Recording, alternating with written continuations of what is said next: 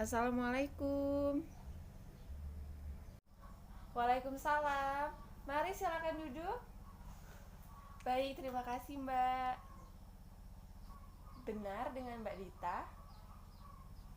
Iya, benar Mbak.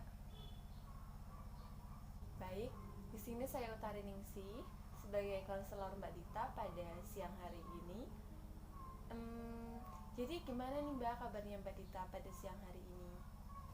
Kabar saya alhamdulillah baik Mbak. Alhamdulillah jika Mbak Dita merasa dalam keadaan baik. Tapi saya melihat ada sedikit kemurungan di wajah Mbak Dita. Jadi kalau boleh tahu, kenapa ya Mbak Dita? Iya Mbak, jadi kayak saya lagi banyak aja gitu yang saya pikirin. Oh, lagi banyak yang dipikirin. Nah, Mbak Dita, apakah sebelumnya Mbak Dita udah pernah ikut konseling? Sebelumnya sudah pernah Mbak. Oke, karena Mbak Dita sudah pernah ikut konseling sebelumnya, jadi saya akan mengulas sedikit tentang konseling. Jadi konseling sendiri adalah proses bantuan yang diberikan oleh konselor atau tenaga ahli kepada si konseli atau kliennya. Nah, harapannya pada saat proses konseling nanti berjalan, Mbak Dita dapat terbuka untuk menceritakan segala permasalahannya. Dan tenang aja Mbak, di sini kami menggunakan asas kerahasiaan. Jadi untuk apapun yang Mbak Dita ceritakan akan sangat terjaga, akan sangat terjamin kerahasiaannya. Nah, proses konseling sendiri biasanya berjalan selama 30 sampai 45 menit. Nah, untuk siang hari ini Mbak Dita ingin berapa menit? 30 menit saja boleh Mbak. Oke, jika Mbak Dita ingin 30 menit, jadi kita konsulnya selama 30 menit ya. Nah, jadi apa nih yang mau Mbak Dita ceritain? Baik, jadi gini Mbak, saya kan dari kecil memang sudah bercita-cita sebagai guru. Nah, setelah lulus dari SMA ini, saya berencana ingin melanjutkan untuk perguruan tinggi gitu.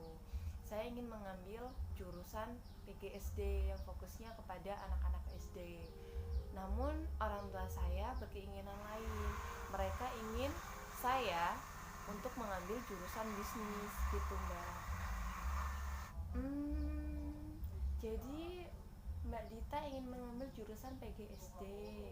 Kalau boleh tahu kenapa ya Mbak Dita ingin untuk mengambil jurusan PGSD?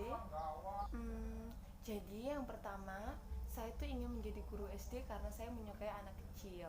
Yang kedua, saya suka dengan sosial. Kemudian saya tahu Mbak minat saya kemana dan bakat saya kemana. Namun orang tua saya mengizinkan sayanya untuk mengambil ke jurusan bisnis gitu Mbak. Sedangkan saya tuh merasa kalau misalnya di bisnis, saya tuh kurang ada minat gitu di bisnis dan bakat saya juga nggak di bisnis. Oke, jadi Mbak Dita bingung gitu ya, karena sebenarnya Mbak Dita minatnya lebih ke guru SD, namun orang tua menginginkan untuk ke bidang bisnis. Oke, jadi Mbak Dita itu merasa bingung ya, ingin melanjutkan pendidikan karena Mbak Dita minatnya sendiri PGSD atau guru SD, sedangkan orang tua lebih menyarankan untuk mengambil jurusan bisnis. Iya Mbak, jadi saya juga tuh cemas gitu kalau misalnya di rumah ketemu sama orang tua udah kumpul-kumpul gitu. Saya tuh suka takut kalau misalnya tuh ditanyain nanti mau ngambil jurusan apa. Tuh Mbak. Saya tahu kok apa yang Mbak Dita rasain sekarang, gimana bingungnya. Tapi apakah Mbak Dita sudah pernah mencoba untuk berbicara dengan orang tua Mbak tentang minat Mbak ke jurusan PGSD? Belum Mbak, saya belum bicara sama orang tua saya karena saya takut Mbak kalau misalnya nanti orang tua saya tahu kalau saya nggak berminat di bisnis, mereka akan marah besar. Baik Mbak Dita, jika Mbak Dita tidak mencoba untuk berbicara dengan orang tua Mbak, bagaimana orang tua Mbak bisa tahu kalau minatnya Mbak Dita ada di PGSD atau keguruan, bukan di bisnis gitu Mbak Dita. Kalau misalnya Mbak terus-terus mendem, lama-lama akan memberatkan pikiran Mbak Dita sendiri dan akan mengganggu persoalan lain, karena Mbak Dita hanya fokusnya ke permasalahan jurusan ini saja. Iya juga sih Mbak. Nanti setelah pulang dari sini, saya akan mencoba untuk berbicara dengan orang tua saya tentang minat saya kepada jurusan PGSD.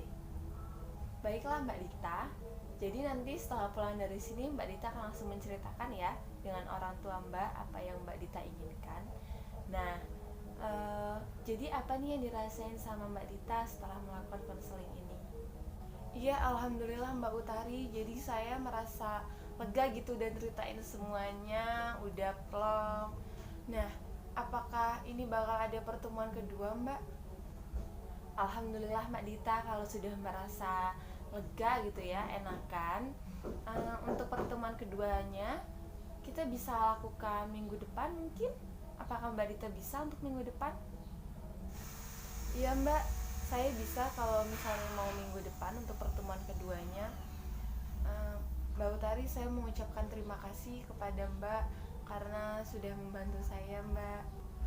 Sebelumnya saya juga mau pamit Mbak, mau langsung pulang karena mau ada acara lagi Mbak. Terima kasih banyak ya Mbak Utari. Iya, sama-sama Mbak Dita. Saya juga mengucapkan terima kasih banyak karena sudah datang ke sini. Hati-hati di jalan ya.